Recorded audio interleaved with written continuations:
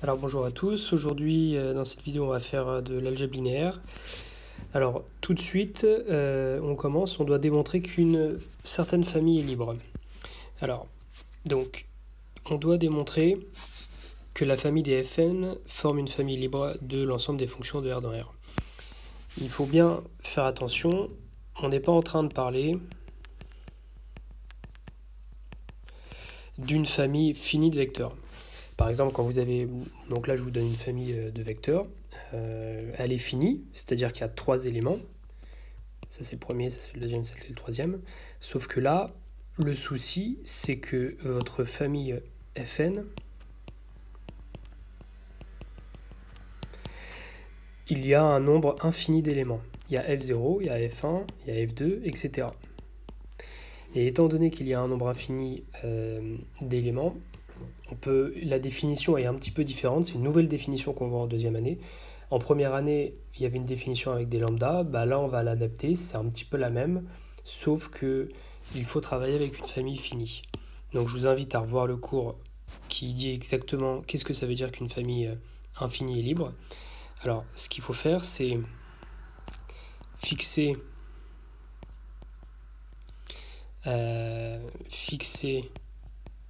une partie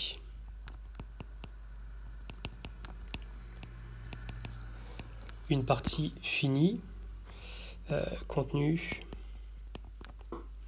dans N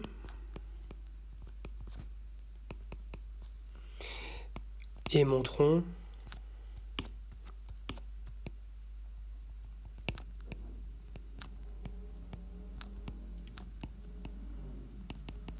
et on va montrer que la famille Fi pour I appartenant à 1R est libre.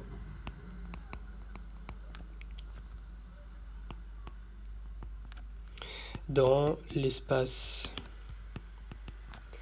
vectoriel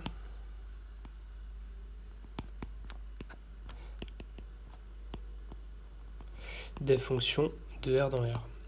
Et là, on a un nombre fini d'éléments, donc on connaît très bien la définition. Alors, on y va. Pour démontrer qu'une famille avec un nombre fini d'éléments est libre, c'est simple, on prend autant de constantes qu'il y a d'éléments. Ici, le nombre d'éléments, j'en ai R, donc soit lambda 1, lambda R, des réels, tels que lambda 1 F1, alors tel que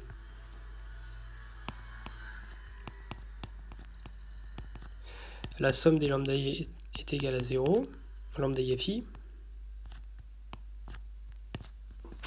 Alors il faut faire attention parce que ici, cette égalité désigne une égalité de fonctions. Alors je vous rappelle que si dire que deux fonctions sont égales sur un intervalle I, dire que deux fonctions sont égales sur un intervalle I, ça veut dire qu'elles coïncident en tout point. Ici, à gauche, j'ai une fonction, et à droite, c'est la fonction nulle. Ces deux fonctions, je dis qu'elles sont égales, ça veut dire qu'elles sont égales en tout point. Donc je l'écris.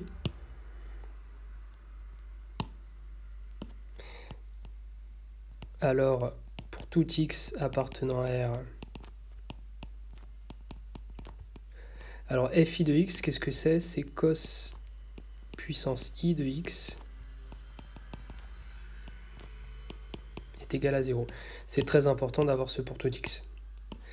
Là, ce qu'on veut montrer, c'est que tous les lambda i sont nuls.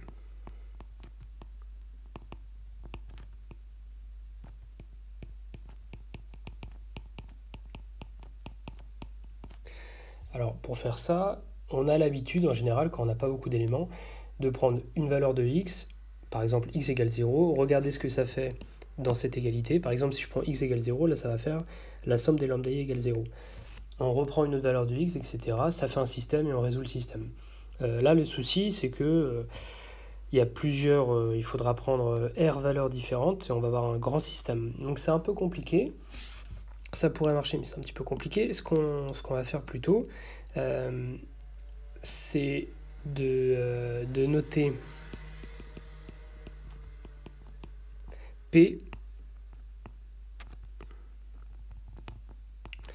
le polynôme de R crochet X, donc un polynôme à coefficient réel,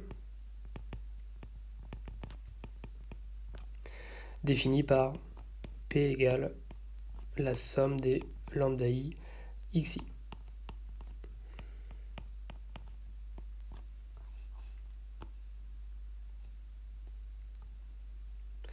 La somme des lambda I xi. Alors, d'après étoile, l'égalité étoile, on a, pour tout x appartenant à R, on peut reformuler ça grâce au polynôme P. Ça nous fait P de cos x égale 0. Donc, c'est un argument très classique. C'est l'argument de dire, si j'ai un polynôme qui admet une infinité de racines, alors c'est le polynôme nul. Donc, P est le polynôme nul. Toutes les racines, en fait, il y a une infinité de racines et c'est tous les réels qui s'écrivent sous la forme cos de quelque chose. En fait, c'est simplement l'intervalle moins 1, 1. L'intervalle moins 1, 1 est infini, il y a un nombre infini d'éléments là-dedans, et c'est précisément ces éléments qui vont annuler le polynôme P.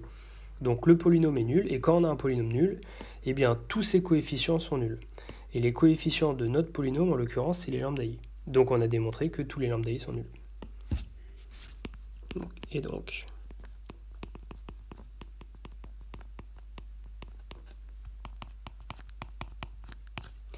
Et donc pour tout i, lambda I est nul, et ce qui veut dire que la famille est libre.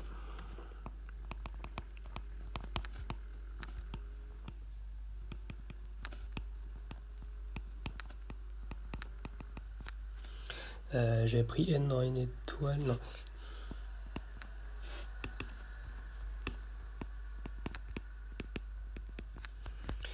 Hop. Alors ensuite, je dois démontrer que une famille est une base. Alors le critère très utilisé en général, c'est de dire que j'ai une base si et seulement si deux choses. La première, c'est que ma famille est libre. La deuxième, c'est que il y a autant d'éléments que la dimension. Alors, vous voyez qu'ici, combien il y a d'éléments? Il y en a n.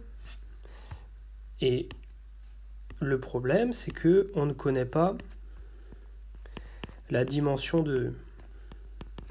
Donc là, si je veux démontrer que cette famille est une base, je dois démontrer qu'elle est libre. Enfin, il me suffit de démontrer qu'elle est libre et que grand E est de dimension n. Alors, on va commencer par ça. On va commencer par démontrer que grand E est de dimension n. E est de dimension n.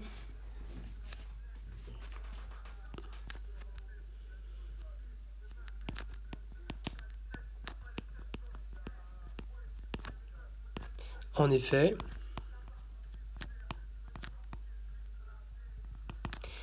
alors pour démontrer ce qu'on peut faire en général pour démontrer qu'un espace vectoriel est de dimension n, c'est pas tout le temps le cas, mais c'est le fait de dire si vous avez une application phi de E dans F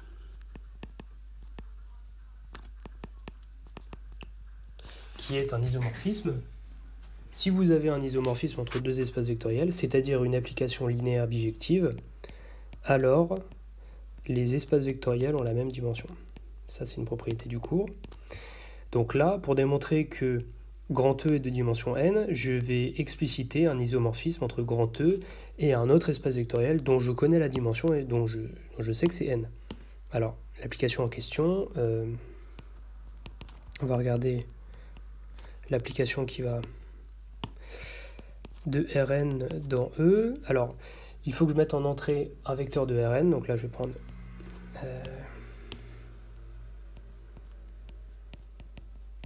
lambda 1, lambda n.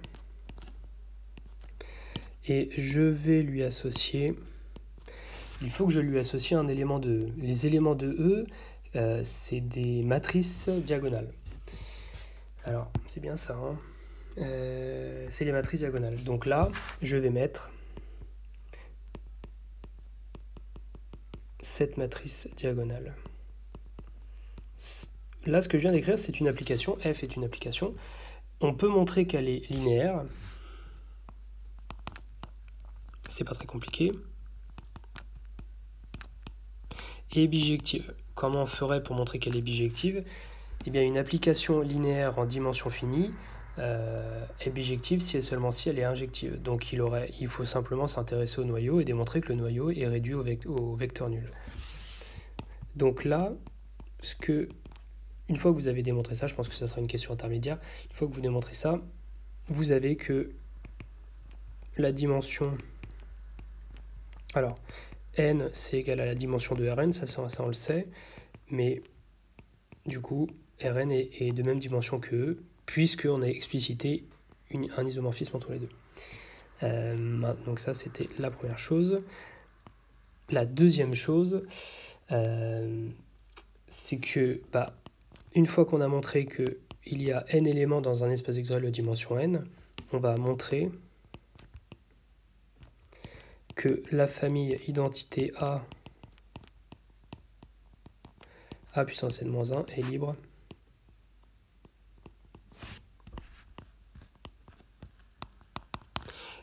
dans E. Pour ça, c'est toujours la même chose pour démontrer la liberté. En tout cas, quand on a une famille finie, c'est toujours la même chose. On prend autant de constantes qu'il y a d'éléments. On a dit qu'il y avait n éléments, donc je prends n constantes.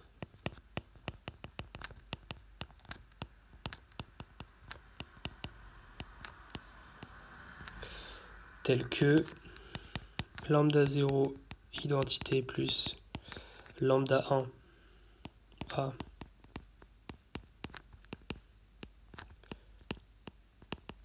plus lambda n à n-1. Alors non, c'est pas tout à fait ça.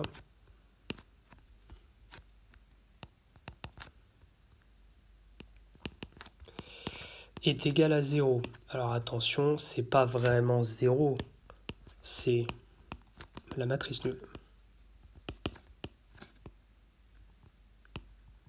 C'est juste que c'est beaucoup plus pratique d'écrire 0 que d'écrire 0, 0, etc. Plus pratique d'écrire ça. Donc, il faut faire attention. Des fois, quand on écrit 0, soit on veut faire référence à la fonction nulle, au polynôme nul, à la matrice nulle. Donc, toujours préciser sur sa copie de quoi on parle. Ici, la matrice A, c'est une matrice diagonale avec comme coefficient 1, 2, n. Si vous additionnez toutes ces matrices, donc là c'est une somme de matrices qui est nulle, vous pouvez en vérité démontrer. Donc vous avez une égalité matricielle, vous avez une égalité entre deux matrices. À gauche, vous avez une matrice, donc tout à gauche, ce terme-là, vous avez une matrice diagonale. Cette matrice diagonale, elle a donc que des coefficients non nuls sur la diagonale, elle est égale à une autre matrice diagonale, et vous savez que deux matrices sont égales si et seulement si elles ont les mêmes coefficients. Et là, vous allez en fait trouver que, en regardant coefficient par coefficient sur la diagonale à gauche et à droite, vous allez démontrer que pour tout cas, pour tout cas dans 1, alors est-ce que c'est... pour tout cas dans 1 n-1, en fait, vous avez lambda 0 plus lambda 1 k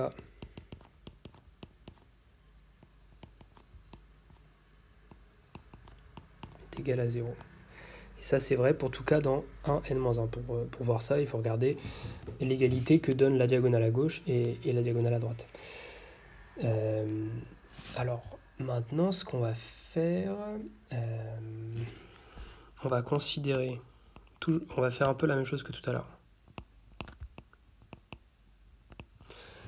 On va considérer le polynôme P de Rn-1 crochet X défini par ça sera la somme des lambda I. On va prendre... je ne vais pas le définir en termes de somme. Je vais prendre lambda 0 plus lambda 1x plus lambda n-1 x puissance n. Alors, petit truc qui me dérange. C'est pas ça, c'est dans 1n, pardon. Voilà, alors eh bien, pour tout cas, dans 1n, P de k égale 0, c'est simplement d'après cette égalité, ce que je viens d'entourer en vert, ça se reformule grâce au polynôme P, et ça fait P de k égale 0. Et ça, c'est vrai pour tout cas dans 1n. Alors, d'un côté, vous avez un polynôme qui est de degré n-1, et de l'autre, vous avez n éléments. Vous avez n éléments qui annulent un polynôme de degré n-1. Donc nécessairement P est le polynôme nul, tout simplement parce qu'il y a plus de racines que son degré.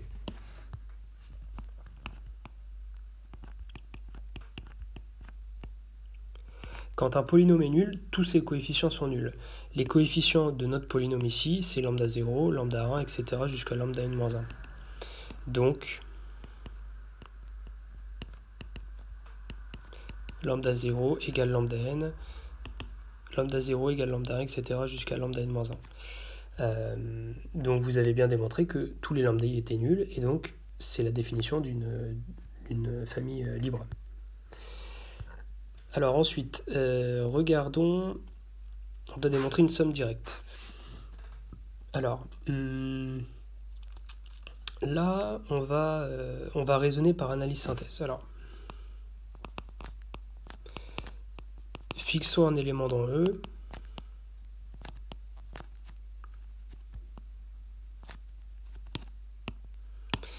Alors, qu'est-ce que c'est le raisonnement par analyse-synthèse? Déjà, avant de rentrer trop dans le détail, je dois démontrer que E est égal à ker de U plus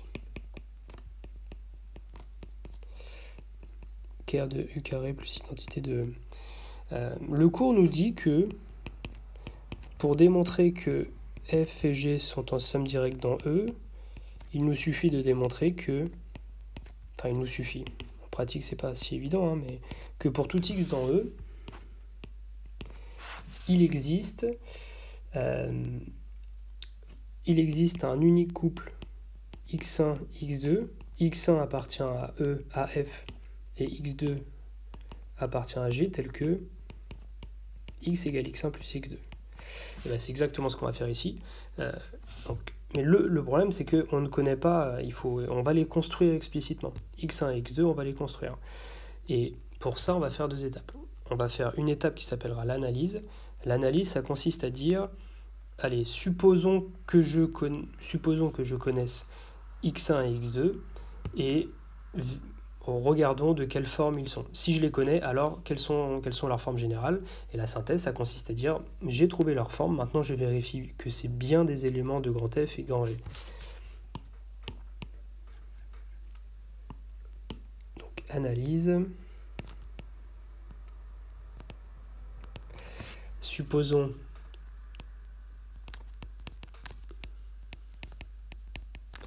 qu'il existe x1 appartenant à ker U et x2, alors là je vais pas l'écrire là, x2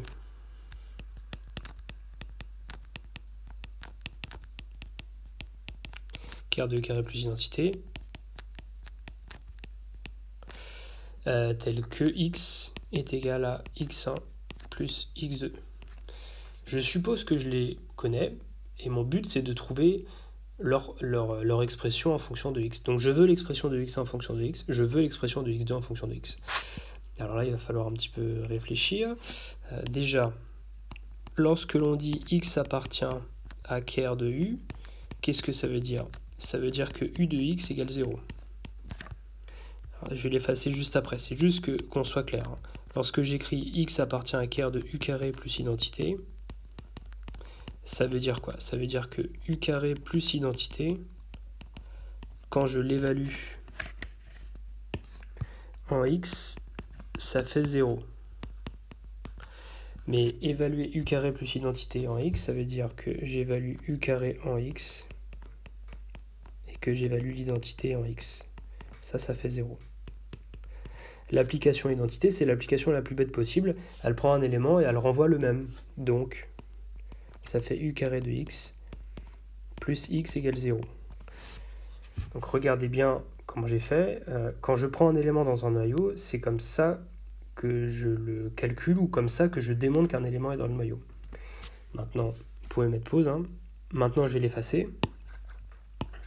Et on va regarder comment on peut faire pour déterminer l'expression de x1 en fonction de x et l'expression de x2 en fonction de x. Alors, déjà, on va calculer u carré de x. Ça fait quoi? Ça fait u carré de x1 plus x2. Par linéarité, ça fait u carré de x1 plus u carré de x2. Mais x1, alors oui, je vais peut-être détailler. Donc ça nous fait u de x1 plus u carré de x2. Mais u de x1, ça fait 0. Parce que on a dit que x1 appartenait au noyau de u. Et u de 0, ça fait 0. U de 0, ça fait 0 parce que u est une application linéaire. Quand vous avez une application linéaire et que vous l'évaluez en 0, ça fait toujours 0. Donc ça nous fait u carré de x2. Donc ça, c'est une première chose. Maintenant, puisque x2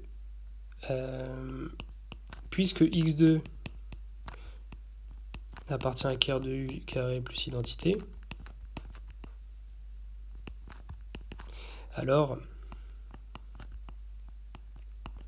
u carré de x2 c'est égal à moins x.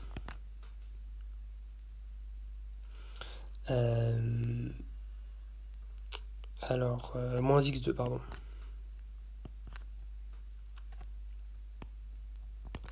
Donc,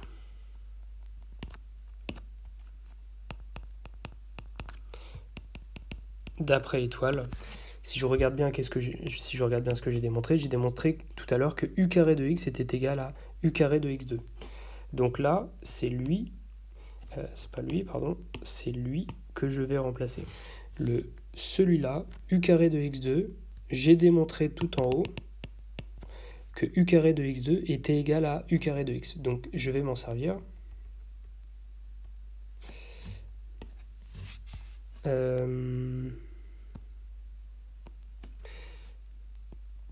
Ça nous fait u carré de x est égal à moins x2. Donc, c'est bon, j'ai trouvé x2.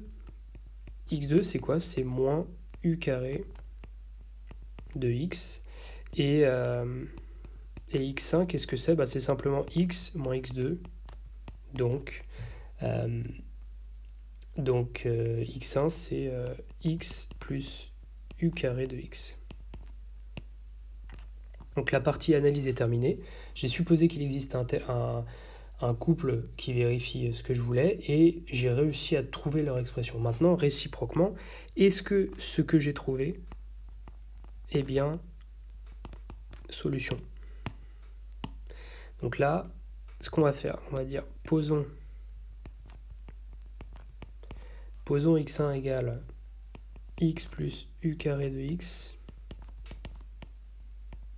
et x2 égale moins u carré de x.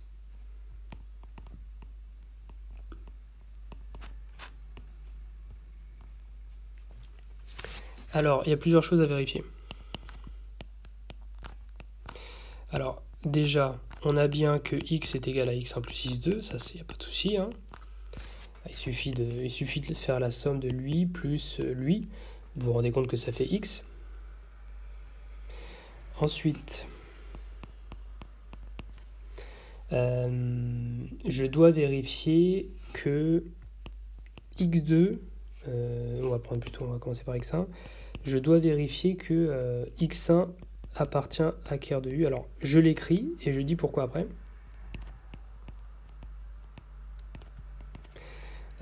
Pour ça, je dois démontrer que u de x1 est nul. Alors, u de x1, qu'est-ce que c'est? C'est u de x plus u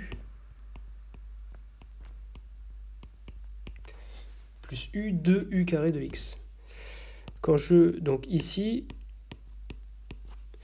en fait, je compose u avec u carré. Et composer u avec u carré, bah, ça fait u puissance 3. Attention, la puissance qu'il y a, le 2 là que vous voyez, en fait, c'est pas une puissance, c'est une composée. C'est le nombre de fois que l'on compose l'endomorphisme u. C'est pas l'endomorphisme u mis à une puissance. Quand vous travaillez avec des applications linéaires et que vous avez des puissances comme ça, en fait, c'est pas des puissances, c'est des composés. C'est le nombre de fois que l'on compose l'application linéaire. Il faut bien faire attention. Et donc là, bah, ça va me faire u de x plus u cube plus u cube de x. Donc ça me fait u plus u cube évalué en x. Ok, ça c'est une application linéaire, mais c'est avant tout une fonction. Hein. Donc c'est un petit peu comme quand vous dites que f plus g évalué au point x, ça fait f de x plus g de x. C'est exactement la même chose. Donc c'est ça que j'ai fait pour passer de l'avant-dernière égalité à la dernière égalité.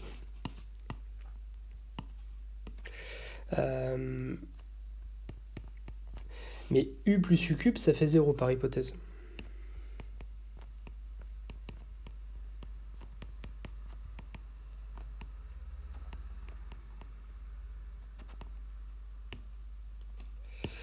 Et maintenant, la dernière chose que je dois vérifier,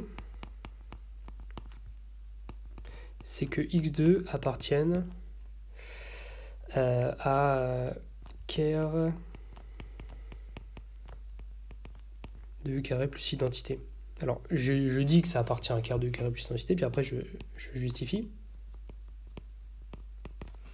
Pourquoi? Eh bien, je dois calculer u carré plus identité évalué en x2. Je dois calculer ça et je dois montrer que ça fait 0.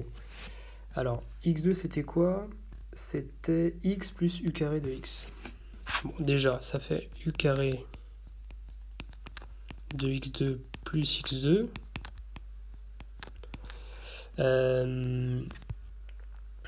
Alors, donc ça fait, x2 c'est moins u carré de x.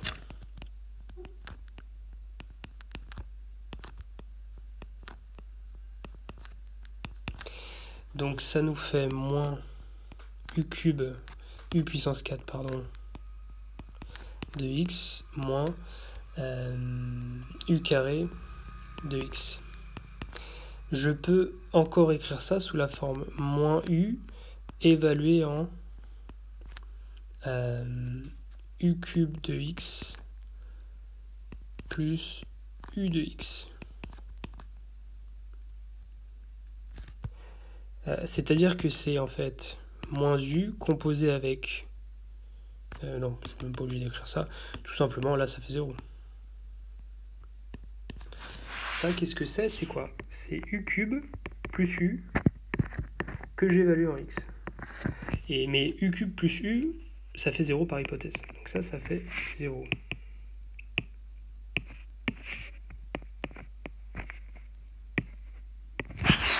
Donc là, on a fini la synthèse, on a bien vérifié que les éléments qu'on avait trouvés, ils conviennent bien.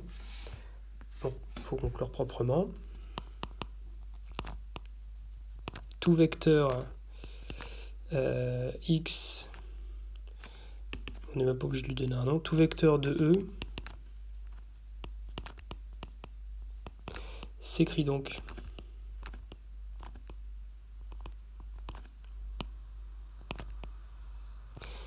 de manière unique comme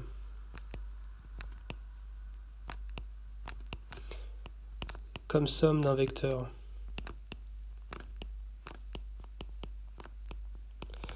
de ker U et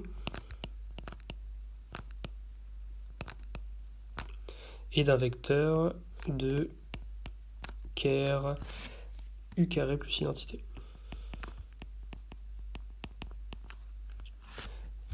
Donc, E est bien la somme directe de ker de U et de ker de U carré plus identité.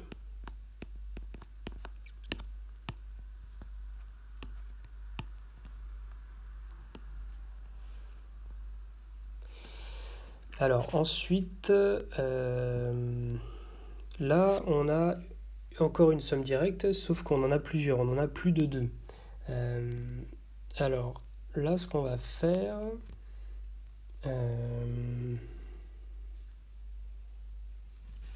donc pour ça on prend,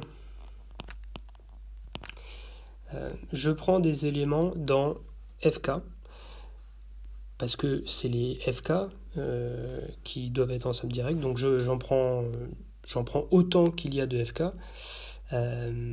Donc soit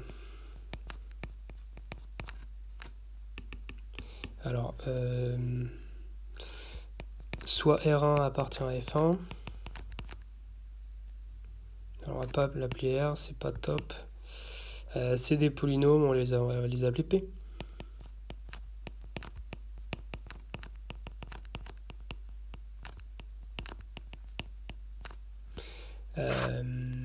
On va prendre des polynômes tels que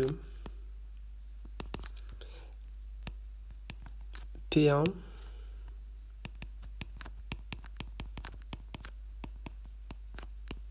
tel que la somme vaut 0. Pour démontrer que F1 jusqu'à FR sont en somme directe, je vais devoir démontrer que pour tout i, PI est nul. C'est exactement la définition qu'il y a dans la fiche, enfin c'est exactement ce qu'il y a dans la fiche méthode, et aussi la définition de plusieurs espaces vectoriels qui sont en somme directe. Donc on peut l'écrire.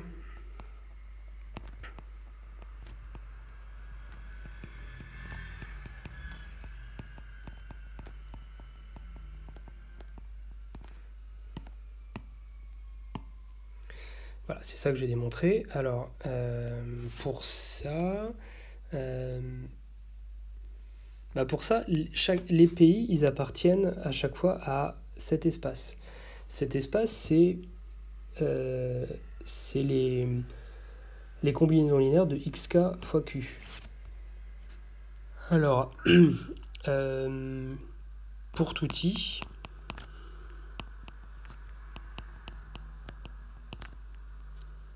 il existe lambda i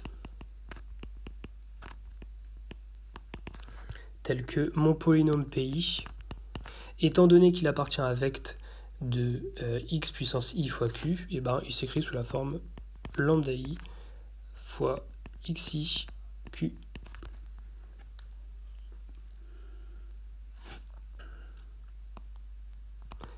Donc à ce stade, ce qu'on peut écrire, c'est que lambda 1 xq plus lambda 2 x carré q jusqu'à lambda p xp q est égal à 0. Là, vous voyez que le polynôme Q, il intervient plein de fois. Et évidemment, alors Q est un polynôme non nul, par hypothèse. Donc j'ai le droit, quand j'ai un polynôme non nul, j'ai le droit de diviser par un polynôme non nul. Donc là, je vais les supprimer un petit peu partout, et on va voir ce que ça va me donner.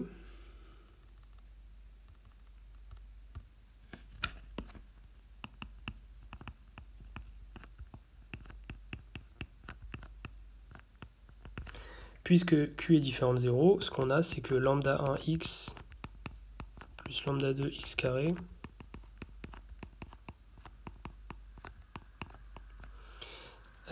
plus lambda pxp, ça fait 0. Et à partir de là, je suis relativement content parce que j'ai une combinaison linéaire de vecteurs qui sont une base. Vous voyez ici x, x carré, xp. On sait que cette famille-là est une base des polynômes de degré p, de Rp crochet x. Si c'est une base, alors c'est une famille libre. Et si c'est une famille libre, ça veut dire que toutes les constantes qu'il y a devant sont nulles. Donc pour dire ça, on écrit puisque, non plutôt or,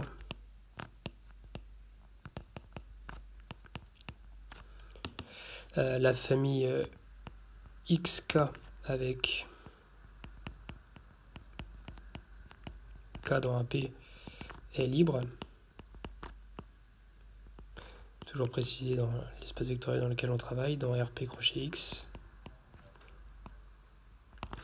elle est libre, donc ça veut dire que toutes les constantes qu'il a devant sont nulles. Donc lambda 1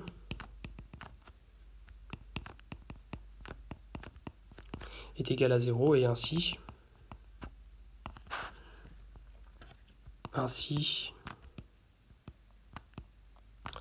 la somme des FI est donc directe. Donc pour faire ça, je me suis simplement ramené à la définition et j'ai démontré que toutes les constantes... Ah oui, alors, je suis allé un petit peu vite là, toutes les constantes sont nulles, mais à la base, c'était pas ce que je voulais. J'avais dit qu'à la base, c'était montrer que tous les PI sont nuls, hein, on est d'accord. Hein. Mais les PI, c'est les lambda I fois quelque chose. Mais j'ai démontré que tous les lambda I étaient nuls, donc en fait, tous les PI sont nuls. Donc là, petite phrase, donc...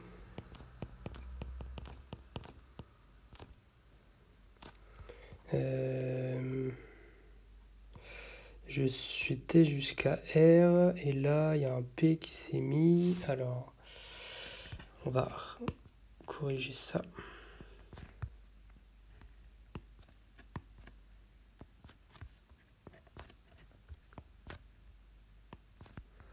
Voilà.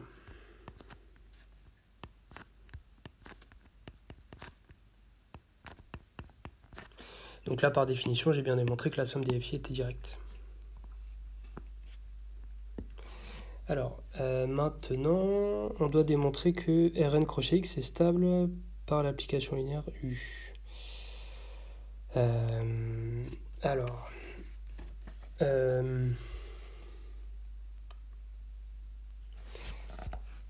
Donc, on doit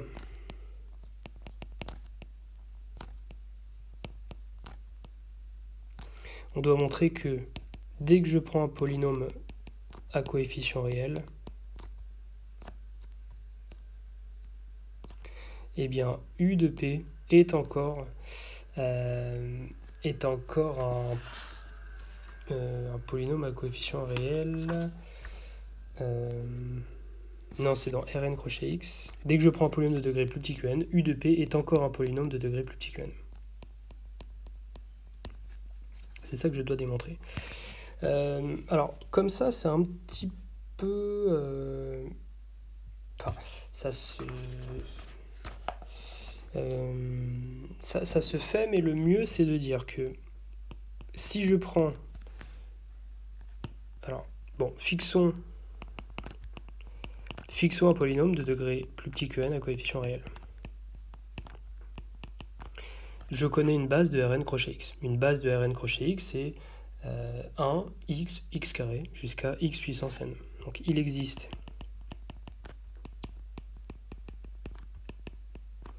des réels tels que P c'est égal à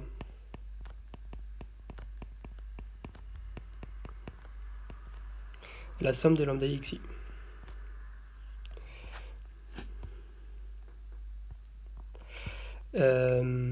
Je vais utiliser la linéarité de U.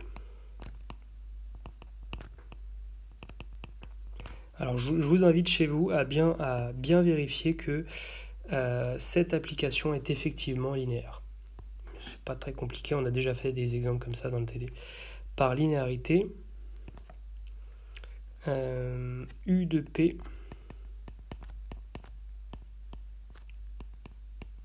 c'est la somme des lambda I U de xi.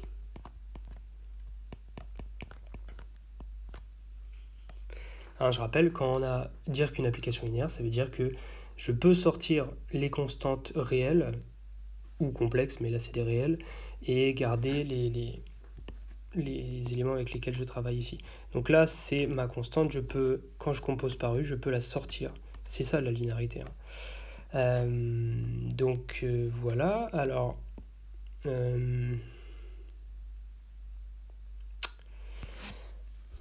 alors, mon but, c'était de démontrer que U de P appartenait à Rn crochet X, c'est-à-dire que c'était un polynôme de degré plus petit que n. En fait, ce qu'on va faire, on va démontrer que qu'au final, ça revient à démontrer que U de xi est un polynôme de degré plus petit que n. Puisque alors, ça sera simplement une somme de polynômes de degré plus petit que n. Donc ça sera un polynôme de degré plus petit que n. Il suffit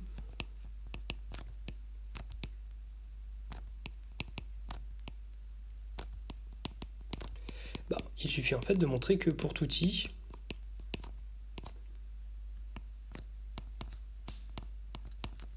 U de xi appartient à Rn crochet X.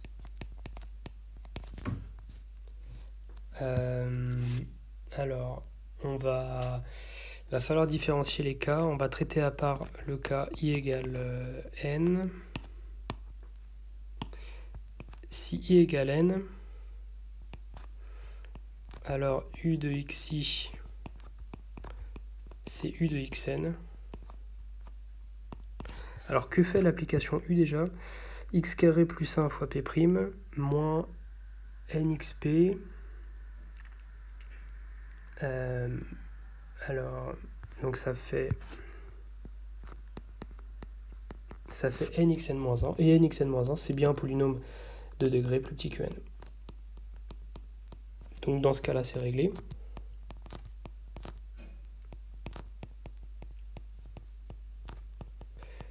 Et maintenant, il y a l'autre cas, si i est entre 0 et n-1.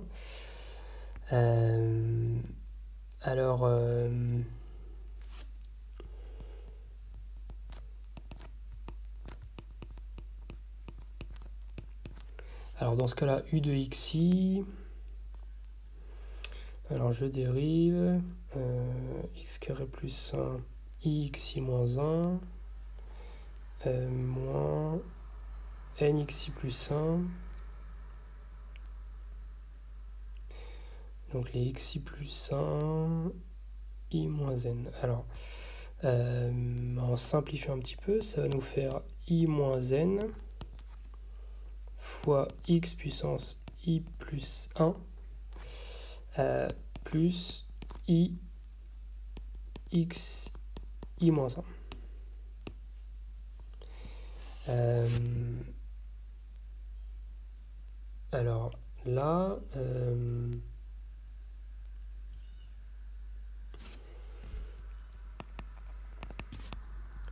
puisque i est inférieur ou égal à n-1, alors i plus 1 est inférieur ou égal à n. Donc, qu'est-ce que j'ai là-dedans? Là-dedans, j'ai deux termes. J'ai un premier terme, c'est un polynôme. Quel est son degré? Son degré, c'est i plus 1. Mais je viens de démontrer ici que i plus 1 était plus petit que n. Donc, le degré du premier morceau en vert que je viens d'entourer est de degré plus petit que n. Et ici, c'est aussi de degré plus petit que n, parce que son degré c'est i-1, et i-1, en fait, il est carrément plus petit que n-2. Donc j'ai une somme de polynômes de degré plus petit que n. Donc là, on peut dire, et donc...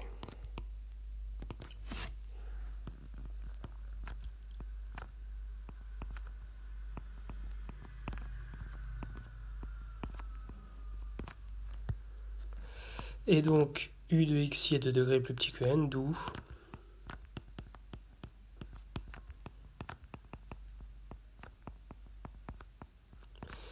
Voilà, c'est dans Rn crochet x. Donc là, j'ai terminé. J'ai démontré que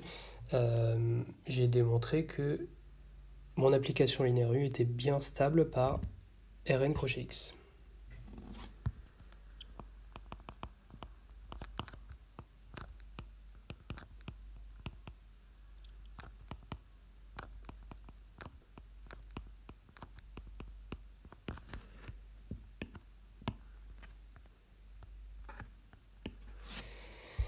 Alors, donc, j'ai deux espaces vectoriels et je veux démontrer qu'ils sont supplémentaires. Alors, là, j'en ai que deux. Quand on n'en a que deux espaces sont supplémentaires, on a plusieurs caractérisations. La première, celle qu'on utilise très souvent, à condition de connaître les dimensions, mais celle qu'on utilise très souvent, c'est de dire que premièrement, dim de f égale dim de g, et qu'en plus, l'intersection est réduite à 0. Attention, je travaille avec R3. L'élément nul de R3, c'est pas 0, c'est 0, 0, 0. Donc là, je m'apprêtais à écrire 0, et ben non, c'est pas 0, c'est 0, 0, 0. Donc c'est ce qu'on va démontrer. Alors je ne vais pas mettre 1, 2 parce que c'est déjà utilisé. On va mettre premier point, deuxième point. Premier point. Excusez-moi, j'ai fait une erreur. C'est pas dim de f égale dim de g. C'est dim de f plus dim de g est égal à 3. Parce que la dimension de R3, c'est 3. Donc on va d'abord démontrer le premier point. Alors, bon, là on voit clairement. Là vous reconnaissez normalement, ici. On est d'accord que ça, c'est l'équation d'un plan. L'équation d'un plan dans l'espace, c'est toujours de la forme ax plus by plus cz plus d égale 0. Donc ça, c'est clairement l'équation d'un plan. Et un plan, c'est de dimension 2. Donc automatiquement, sans même essayer de chercher une base, grand F est de dimension 2. Ensuite, grand G, il est donné par ces égalités.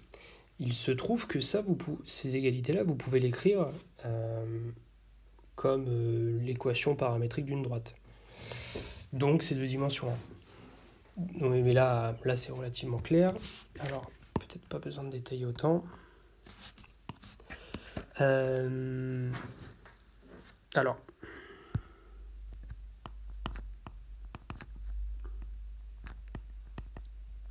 grand F est un plan. Donc,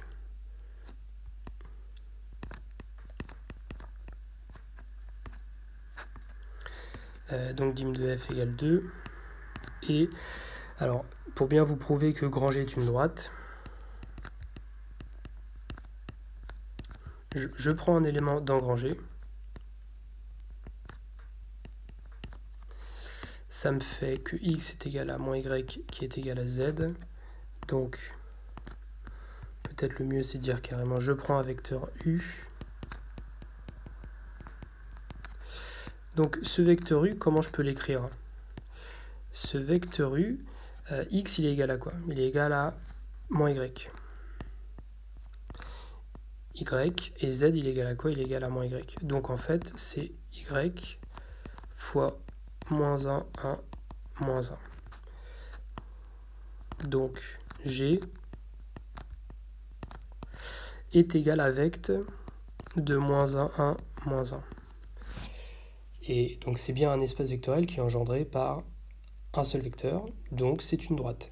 C'est une droite qui admet pour vecteur directeur le vecteur moins 1, 1, moins 1.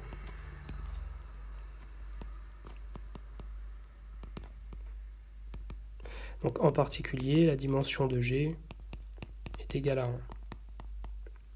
À ce stade-là, on a bien démontré que la somme des dimensions de F et de la dimension de G, c'est 2 plus 1, donc c'est 3. Ensuite, on doit démontrer l'intersection, que l'intersection est réduite à F0. Donc je prends un vecteur U de coordonnées x, y, z appartenant à l'intersection. Alors, x plus y plus z, ça fait 0, puisque le vecteur U appartient à grand F. Et ensuite, j'ai que x est égal à moins y qui est égal à z. Eh bien, si je remplace petit x dans la première ligne, si petit x je le remplace par moins y et que z je le remplace par moins y, je vais obtenir y égale 0. Et de proche en proche, aussi x va être égal à 0 et z aussi. Et donc,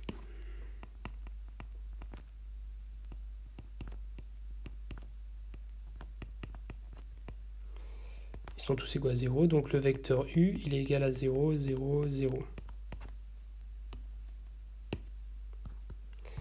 À ce stade-là, j'ai simplement, il faut faire attention, j'ai simplement démontré que l'intersection des deux espaces vectoriels était inclus dans le singleton 0, 0, 0.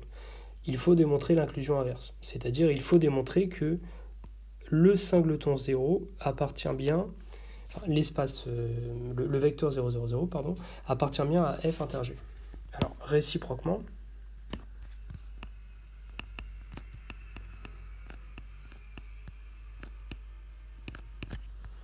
réciproquement, 0, 0, 0 appartient à f, parce que 0 plus 0 plus 0 est égal à 0, et 0, 0, 0 appartient à g, parce que 0 c'est égal à moins 0, qui est égal à 0. Donc, il appartient à l'intersection.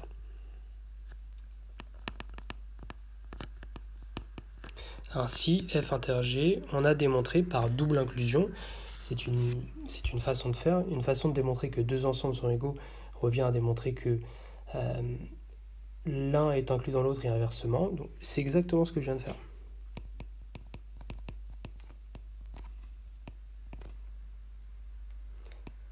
Et finalement,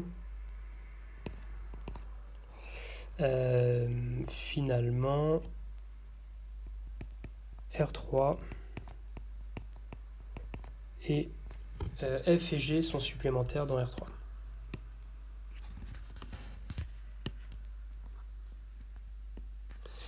Maintenant, deuxième question, on veut la projection des x, y, z sur F parallèlement à G.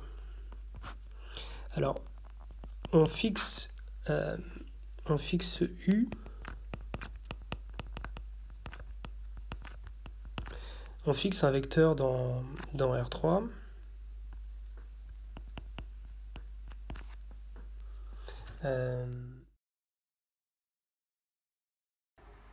Et ce que je veux, c'est déterminer la projection de ce vecteur. Je vais déterminer la projection de ce vecteur sur F. Alors, ce qu'on fait, c'est que on utilise la somme directe qu'on a démontrée. On sait.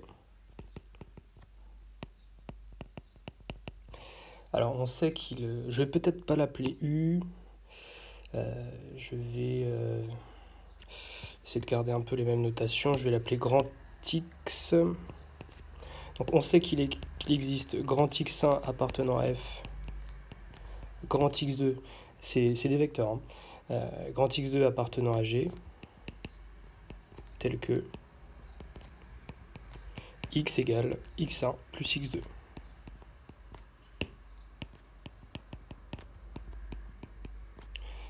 Voilà. Mon but, c'est c'est de déterminer x1.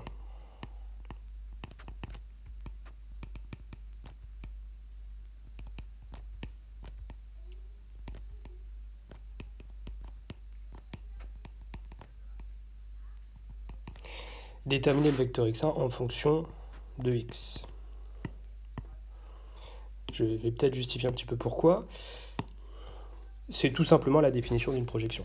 Alors, petit rappel, si vous avez P, si vous êtes dans un contexte où vous avez la somme directe suivante, E égale F plus G, et que la question qu'on vous demande, c'est déterminer la projection sur F parallèlement à G, qu'est-ce que vous devez déterminer? Vous devez déterminer une application linéaire. Et qu'est-ce que c'est cette application linéaire? C'est une application linéaire qu'on note PF. C'est une application qui va de E dans E et qui a un élément X qui s'écrit sous la forme X1 plus X2, où lui appartient à F, lui appartient à G. C'est l'application qui prend un élément de E qui s'écrit sous la forme X1 plus X2 et qui lui associe justement le X1. Parce que, pourquoi il lui associe le X1? Parce qu'on projette sur grand F. Si on nous avait demandé la projection sur G parallèlement à grand F, il aurait fallu pas mettre ça, il aurait fallu mettre X2. Ok? Donc, déterminer une projection, ça revient à expliciter cette application. Il faut dire ce que c'est cette application. Et donc là, vous voyez qu'au final, expliciter cette application, dire ce que c'est, ça revient à déterminer la valeur de X1 en fonction de petit x. C'est justement ce qu'on est en train de faire précisément. On a fixé un vecteur dans R3 qui s'écrit sous la forme x1 plus x2, et mon but, c'est effectivement de déterminer lui, parce que je projette sur grand F. Alors, comment on va faire? Grand x1, c'est un vecteur à 3 coordonnées. C'est un vecteur de R3 à 3 coordonnées. Donc, on va noter grand x1 égale x1, y1, z1, et x2, y2, z2. Alors, on va obtenir un système. Alors, je vous rappelle que donc grand x1 appartient à f. Ça veut dire quoi? Ça veut dire que la somme de ces coordonnées vaut 0, puisque par définition, si on revient à la définition de f, un vecteur est dans f si et seulement si la somme de ses coordonnées vaut 0. Et un vecteur est dans G si et seulement si on a cette double égalité, donc x est égal à moins y est égal à z. Je vais utiliser la définition de ces sous-espaces vectoriels avec mes vecteurs grand x1 et grand x2. Alors, on va obtenir un grand système. Le premier, c'est que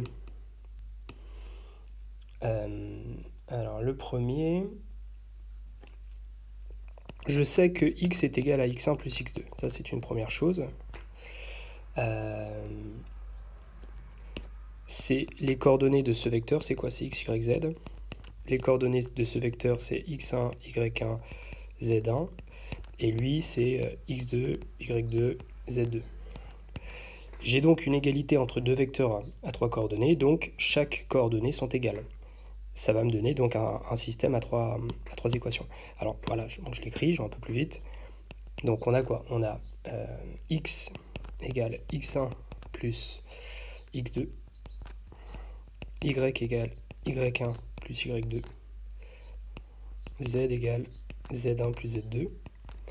Ça provient du fait que... Alors... Ça provient du fait que grand X est égal à x1 plus x2. Quoi d'autre? J'ai aussi que x1 plus y1 plus z1, ça fait 0. Ça, c'est vrai parce que x1 appartient à grand F. Et ensuite, j'ai x2 qui est égal à moins y2, mais x2 est aussi égal à z2. Et ça provient du fait que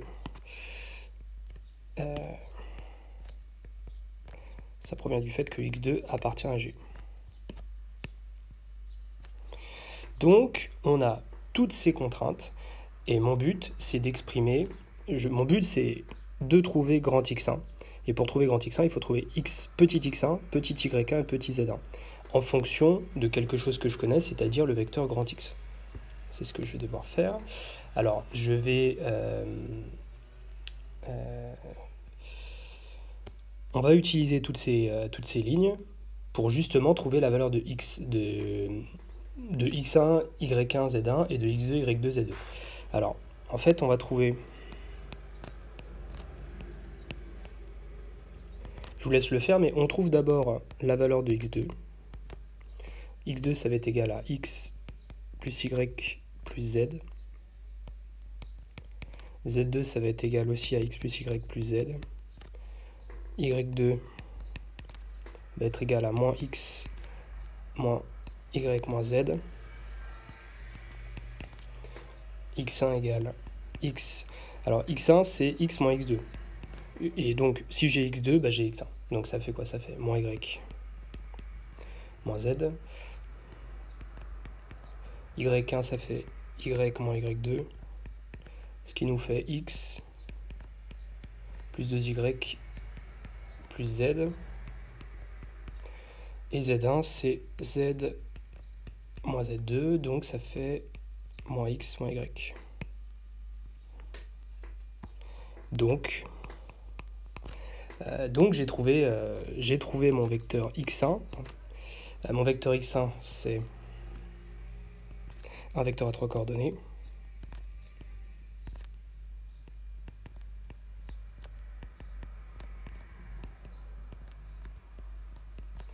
Et ainsi, j'ai trouvé la projection. Alors là, on va rédiger proprement. Ainsi, la projection. On projette sur quoi? On projette sur F, sur grand F. On projette parallèlement à G. Alors, la projection, qu'est-ce que c'est? Une projection, c'est une application linéaire qu'on note PF. C'est l'application qui va de R3 dans R3, qui a un vecteur x, y, z, associe ce qu'on a trouvé justement. Ok? Alors là, on va aller un peu vite, on va faire comme ça.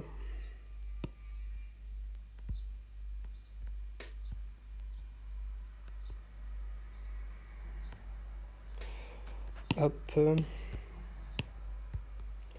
Voilà, ça c'est la projection sur F parallèlement à G.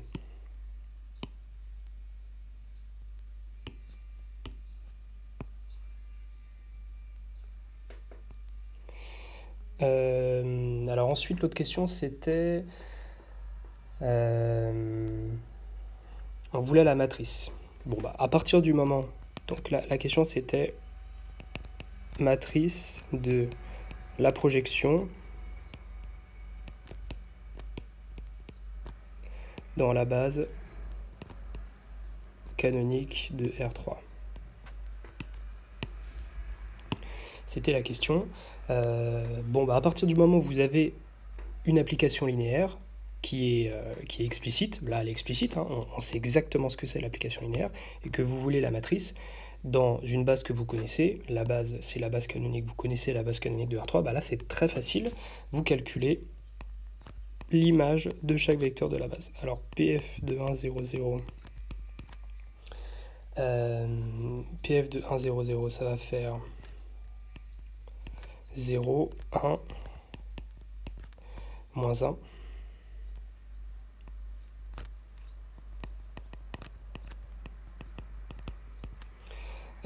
PF de 0, 1, 0, ça va faire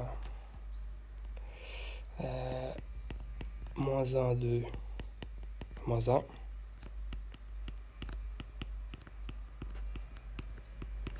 Et le dernier, ça va faire moins 1, 1, 0. Donc la matrice de la projection parallèlement à F, donc ça c'est quoi? Ça c'est la base canonique de R3. Et ça c'est quoi? C'est projection sur grand F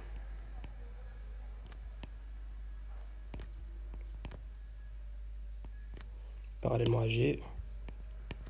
Qu'est-ce que c'est? Et ben, c'est simplement les vecteurs qu'on a trouvés, mais on les met en colonne.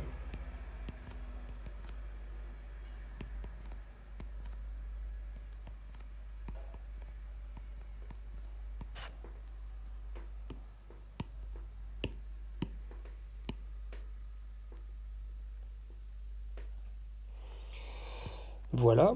Et il me semblait qu'on voulait cette fois l'inverse. On voulait la matrice de la projection sur G parallèlement à F.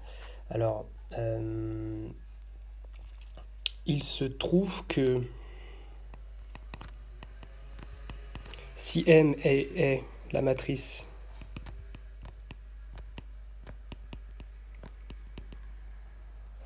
de la projection sur F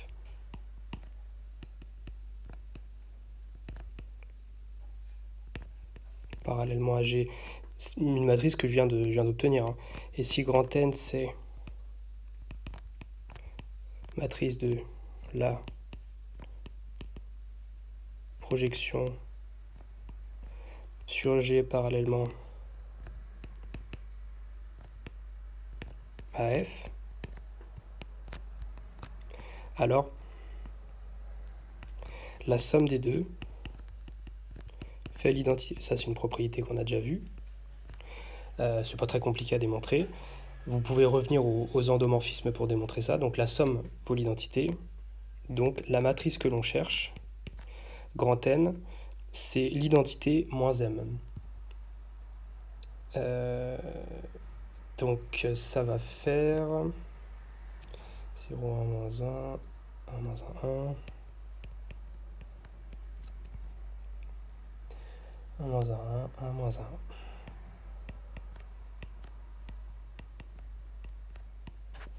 Et donc ça, c'est la matrice que l'on recherche. Voilà, je pense qu'on a tout fait. Je vérifie juste si on n'a pas oublié quelque chose. En déduire la matrice. Bah voilà. Donc pour déterminer il faut d'abord déterminer la projection et ensuite la matrice se trouve très facilement. C'est comme vous avez l'habitude avec les applications linéaires. Vous calculez l'image de chacun des vecteurs de la base et vous les exprimez en fonction de la base, justement.